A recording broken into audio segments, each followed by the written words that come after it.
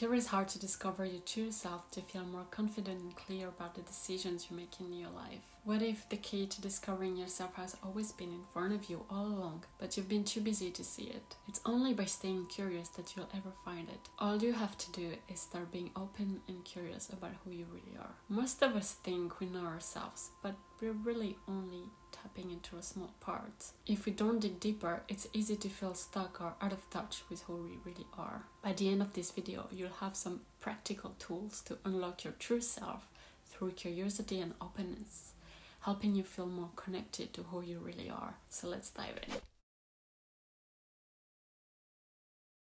Have you ever watched a child just completely lose themselves in the moment? Whether they're dancing like nobody's watching, building a castle of pillows, or asking why 100 times. Children are not worried about being judged or getting it right. What if you could tap into that same sense of freedom and curiosity? Think of curiosity like a flashlight in a dark room. You don't have to know exactly what you're looking for. Just point it somewhere and suddenly you're lighting up things you didn't know were there. Being curious and open helps you discover passion, talents, and part of yourself that maybe you have forgotten about. As we grow up, we stop exploring just for the fun of it because we're too busy focused on being productive, following rules, or worrying about what others think. But here's the thing, reconnecting with that playful, curious side can remind you of who you are at your core. Let me share with you how you can concretely start living with that kind of curiosity and feel more connected to yourself. When something catches your attention, maybe it's a song, an idea, or even a random hobby, lean into it. Don't overthinking. Just let yourself explore where it's gonna take you. For example, do you find yourself humming a song in the shower, doodling on the back of a napkin, or losing track of time while scrolling through cool travel pictures? Those little moments are like hints. Follow them. If you're humming, play that song and sing it along. If you're doodling, grab a sketchbook and see where it goes. The goal is not to be perfect at something. It's about reconnecting with what makes you feel good. The next thing is to schedule time to just play. Yeah, literally put play in your calendar. Even just an hour where you're not focused on goals or being productive can do wonders for your creativity. For example, when was the last time you let yourself do something purely for fun? Maybe you could build a Lego set, bake cookies just to eat them warm, or take a walk with no destination in mind. The idea here is just to follow what feels fun or interesting in the moment. By giving yourself the permission to play, you're breaking out of routines and create space for discovery. Next, try doing activities without a goal in mind. Children don't color to sell their art or dance to burn calories, right? They just do it for the joy of doing it. You can try to do the same without the pressure of performing, of being productive. Here it's about doing something for the experience, not the result. When you stop worrying about the outcome, you're just free to be. And that's when true self-discovery starts to happen. Then reconnect with your inner child. Think about the things you loved as a child. Climbing trees, writing stories, collecting rocks. These interests often hold clues to what still brings you joy today. So what did you absolutely love doing as a kid? Was it building things, pretending to be an astronaut, or making up stories? Try revisiting one of those things now. Maybe you'll take a painting class, go stargazing, or start journaling again. Sometimes the part of ourselves we're searching for are the ones we just have forgotten. Okay, let's get real for a second. Feedback can feel hard. It's like holding up a mirror and pointing out a piece of salad between your teeth. That's awkward, right? But here's the thing. Feedback isn't meant to embarrass you. It's here to help you grow. You can think of it as someone handing you a map where you're lost.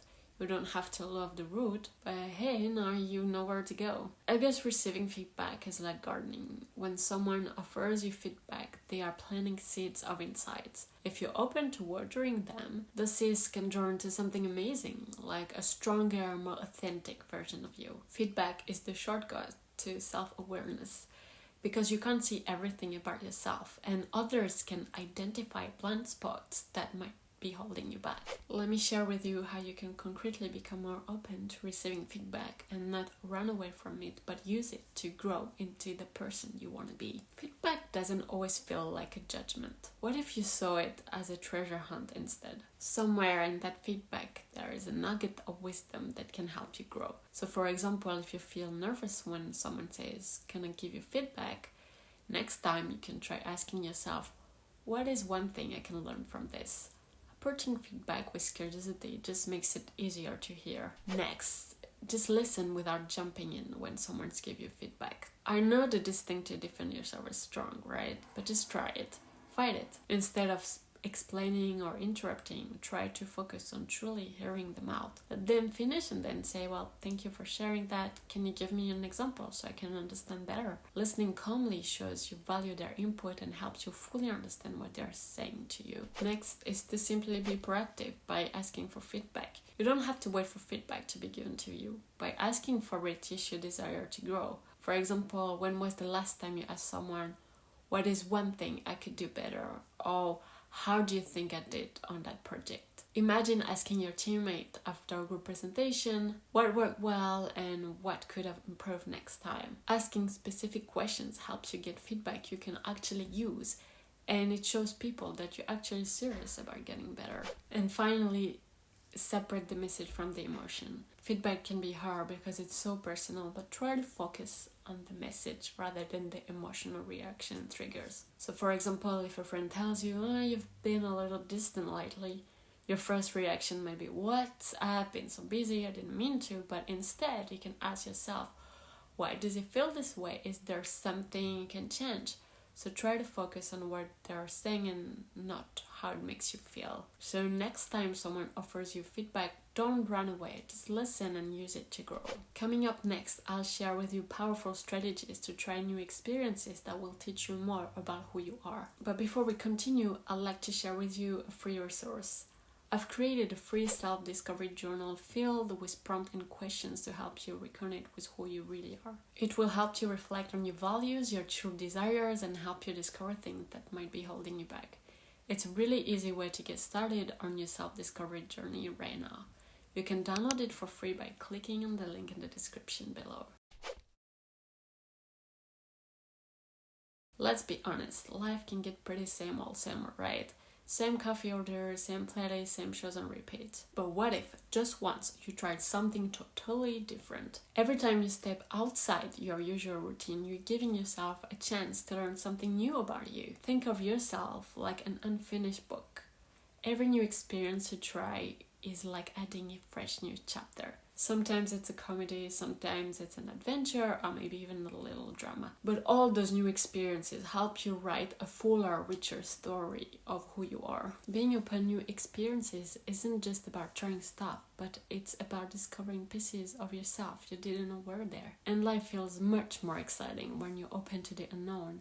It's like upgrading your everyday routine with a shot of adventure. Let me share with you how you can concretely stay open to new experiences so you can discover hidden talent, strengths, passions, and learn more about what makes you you. Start small. You don't need to dive headfirst into something wild. Just make tiny changes to your day. For example, if you always order the same thing at your favorite coffee shop or restaurant, next time you can ask the barista to surprise you with their pick. In the worst case scenario, you don't love it. And the best case, you just discovered a new favorite. Do you find yourself doing the same activities to unwind, like scrolling social media or watching TV? If so, try switching it up.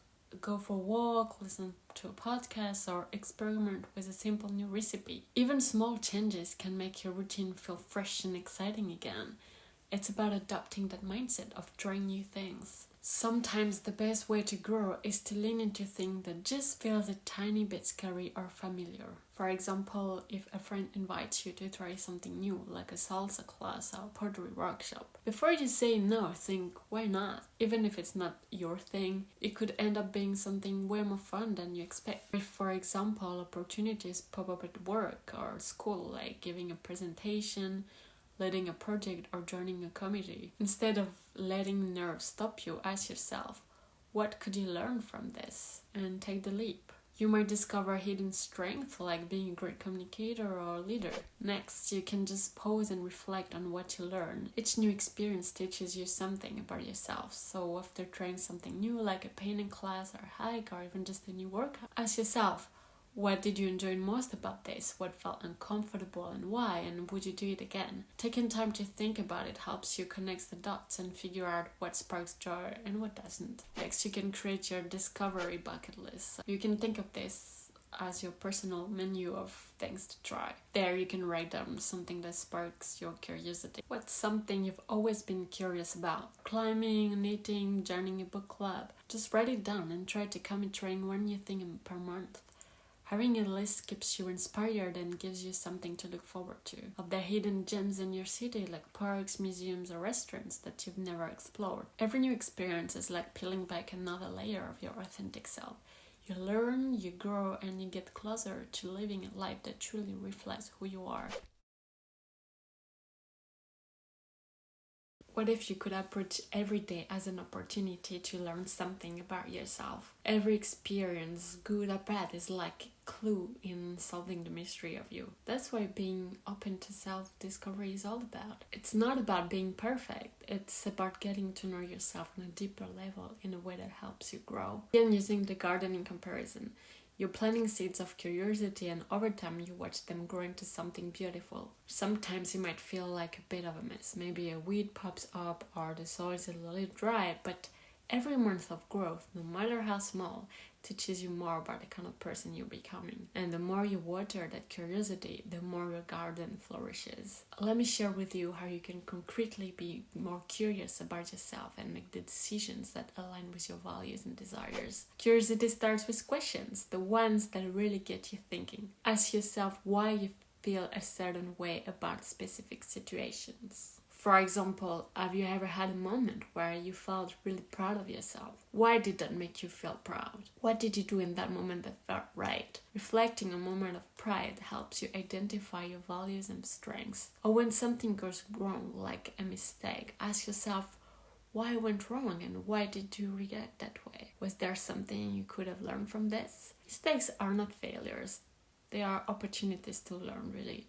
So by asking these questions, you're letting yourself grow rather than beating yourself up. Self-discovery isn't just about celebrating your strength, it's about accepting and learning from your weaknesses as well. Be curious about why you do things the way you do and how you can use both your strengths and weaknesses to grow. Think about a recent success. What strength did you use to make this happen? And how can you apply these strengths in future situations? Now, take some time to notice if there are certain patterns in your behavior, especially in challenging situations. Because recognizing patterns helps you understand why you react the way you do. For example, do you procrastinate when faced with big tasks or decisions? Why do you avoid this? Is it fear, lack of motivation, overwhelm? Procrastination is often a sign that something deeper is at play, so by getting curious about the root cause, you can address it and stop it from holding you back. Or when you find yourself gravitating towards certain people or situations, ask why do you keep choosing this? Does it bring you peace or are you seeking validation? A pattern like this can help you understand what drives your decision and whether you're truly choosing what aligns with your true self. Now, your values are like a compass guiding your decisions. The more you explore them, the more you can live authentically. So start by identifying the moments when you feel proud, calm, or truly happy, and notice the values that are at play. For example, think about a time you truly felt fulfilled. What values did you live out in that moment?